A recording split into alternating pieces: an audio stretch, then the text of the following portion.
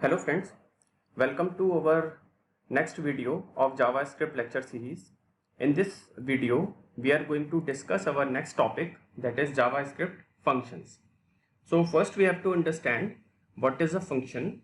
So as per the definition, the function is actually a block of code. It is a block of code which is designed to perform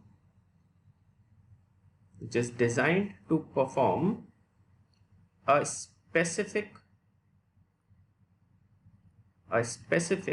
task.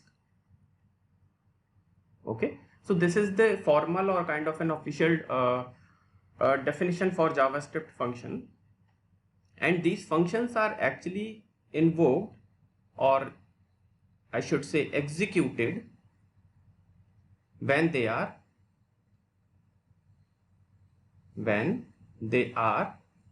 invoked.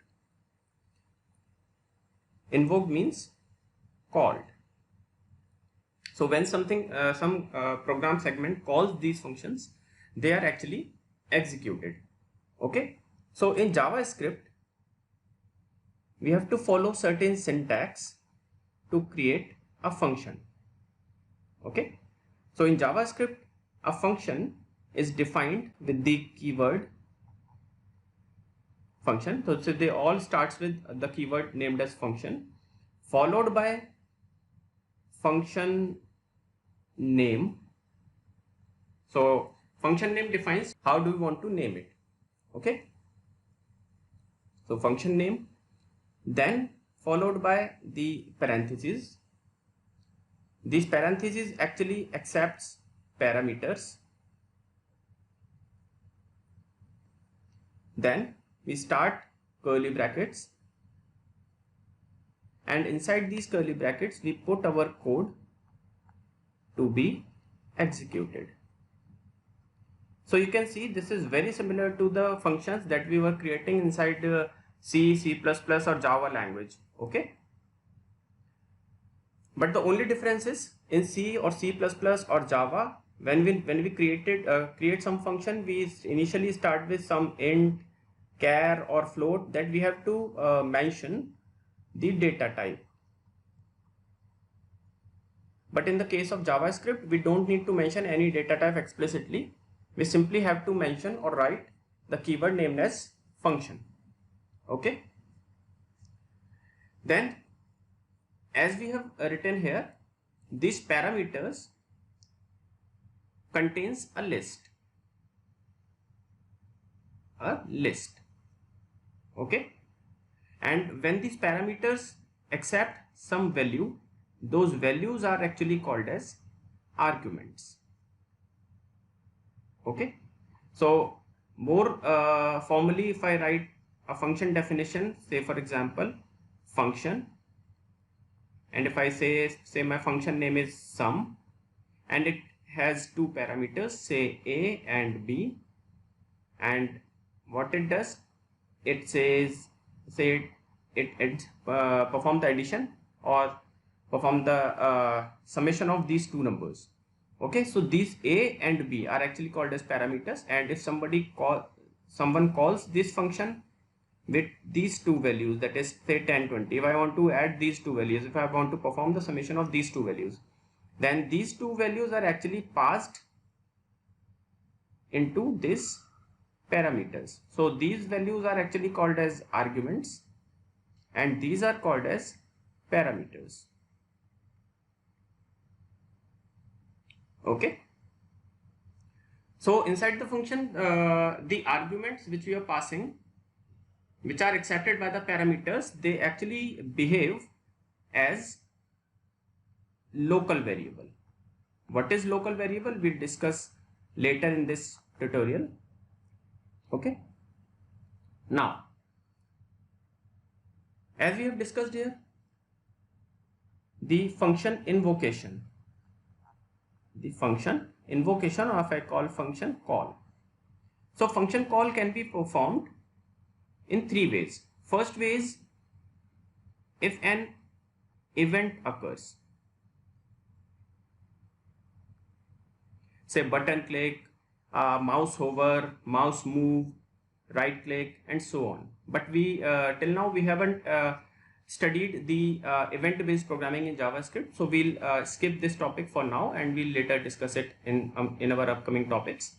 Then it can be called from the JavaScript code, from the code. By mean of code, look at this example that I have mentioned here. So I have called the function named as sum with the help of this code. Okay, and they can be automatically called in special cases, which are called as self-invoked function, that are invoked automatically when particular condition meets in our program. Okay. Moreover, if I talk about the functions, so suppose if I say I want to write a function for addition of two numbers. So if I say function add, which has two parameters a, b, and this function actually performs the addition of these two numbers. Okay. So if I want to call this function, what I'll have to do, I'll have to simply write add and these two parameters, say 5 and 6, and then I'll put a semicolon in my JavaScript code. Then what this function will do, a will accept this value 5 and b will accept the value 6. Here we will perform a plus b, so this is 5 and 6. And what this function should do, this function can perform two tasks. That is, it can print this value inside the function, or it can return the value. Okay, so if we want to want the function to return some values, we'll use a keyword named as return. So I'll say return a plus b. Okay, so if function is returning something, I'll have to capture the value in some variable, say variable name I have taken as sum or s. So what will happen actually when I execute this code, this 5 value will be passed to a, this value 6 will be passed to b, this 5 and 6 will be added, that will actually evaluate to 11, and this function is saying return 11. So this 11 value will be returned from this function and actually will be passed to s. So after the execution of this function, the s value will be 11. Okay, so this is how a function executes in general way in programming. Now a question comes in our mind that if we want to add these two numbers, why we are creating so much lines of code? Why do we need functions? So the question that some people ask, why functions? So functions actually have a single motive, that is to reuse the code or to enhance the reusability in our code. What is the meaning of this reusability? Suppose at particular moment of time I want to add these two numbers 5 and 6, I can write simply call this function. Later on sometime I want some variable, say s1, to contain the addition of these two numbers, suppose 10 and 12. So I do not need to write the code for this addition process again and again. I'll simply call this function. This function will take the values of 10 and 12 and return the value of addition. So s1 will be 22 and so on. So I can call this function many times as I want. Okay. So the major advantage of using function is reusability of the code. So if you are dealing with the larger program segments or larger projects, then functional programming is very efficient, makes our program very efficient. Okay. Now, there is one very important point to be noted here. If I call a function, say I am calling a function where s equals to add 5, 6. Okay, then it actually returns the function's result. This actually returns the function result. But if I say I want to call only add without any parameters, so internally this actually returns the function object. Okay. Now One more point to be made very clear. Suppose I'm writing a program, say it is saying as script, and I'm taking var some s, and I've created a function with some parameters, and inside this function I have performed some calculation, and then I closed this script here. Okay, now if my function is performing something and say at particular moment of time I declare any variable inside my function, okay, then the variables are only will be accessible within the curly brackets of the function. So these type of variables which are defined within particular blocks, and particularly in the example of if we are talking about the functions, then these variables are called as local variables. And the variables which are described, which are not bounded by any code block, and they are available for the complete program, these variables are called as global variables in JavaScript. Okay, so global variables can be accessed by this function also, and later on in our script part, it can be accessed by any variable, any function, any method. Okay, but these local variables are only accessible within these functional codes. This is curly brackets. Okay, so one major question which is asked by generally in interviews or in exams, that is what is the difference between global and local variables. So local variables are actually which are accessed only within a particular block of area, and that are executed within this particular code. So after this code is over, their effect is nil. But if we talk about the global variables, they can be accessed anywhere within these scripts. Okay, so this is the basic theory about the functions that we have discussed using this diagrammatic way. Now if I come back to my code segment, then let us take a look. I want to create a function, say for the addition of two numbers. So I'll write the keyword function. My function name is say sum, and I want to add these two numbers a, b, and this ab actually returns the addition of this a and b.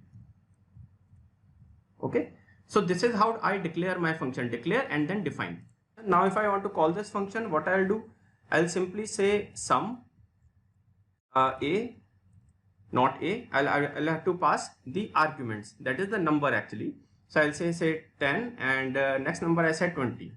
Okay, now if we take a look, we are calling this function sum with the 10, 20. So this 10 value will be passed to a, 20 value will be passed to b. When this function will execute, it actually add these two numbers and returns something. So if this function is returning something, then what we'll need some variable to capture these values. So if the function returns 30, this 30 will be returned to this, because this is an assignment operator, and the assignment operator performs the assignment from right hand side to left hand side. So this value will be actually containing the return value of this function. Okay, now if I want to print it, I can simply write document.write and the value s. Okay, now if I refresh this code, you can see my code is returning the value 30. Okay, if I say 10 plus 40, if I refresh it, it will say 50. Now I can also use this code in some smaller way, that is I can simply call this function inside my document.write method also. That is, instead of writing s, I am deleting this line, and I'm making my code a little bit shorter, that I'm directly calling this code inside this. And if I say 10, 50, so output should be 60. So you can say, see, this is printing 60. And I can also concatenate it with some value. So if I say sum is, that is a string, and string is then concatenated with this function call. Now you can see sum is 60. So this is how function works in JavaScript. Okay, now to perform the addition of first n natural numbers. Okay, so I have to write the function for this. So to add the first n natural numbers, I'll simply need a function named as sum of say numbers, and I want only n, and instead of this I'll write some code in my function, and this will be, as I'm taking only one parameter, so I'll need only one argument, that will be some value, say 10, or initially say 5. Okay, now how to write the logic? I want to calculate the summation of first n numbers. So for that I'm taking a variable, say I, and say inside this I am taking one more variable as sum equals 0. Then I am writing for I equals 1, I starting from 1, I have to go to that particular number, so I am taking n and then I plus plus. Okay, so I'm starting from 1, I'll go up to that number, and what I'll do, I'll actually write sum equals sum plus I. That is, initially the value of sum is 0, and each time sum is updated with the previous value plus the value of I. So it will actually generate the summation of first n natural numbers. The first n natural numbers means the value of n which I am passing here. And later on, after executing the complete code, it will return the value of sum. Okay. Now take a look how my function is reacting.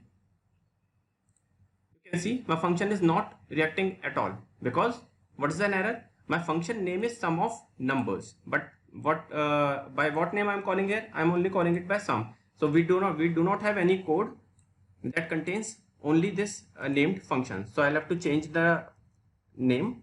Actually, I have the function named as sum of numbers.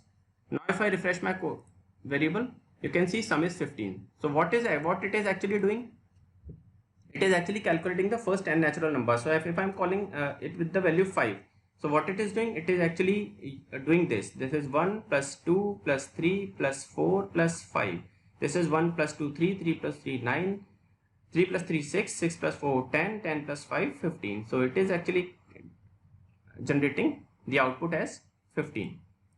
Okay. Now if I say 10, if I refresh it, you can see this the sum of first n natural numbers up to 10 is 55.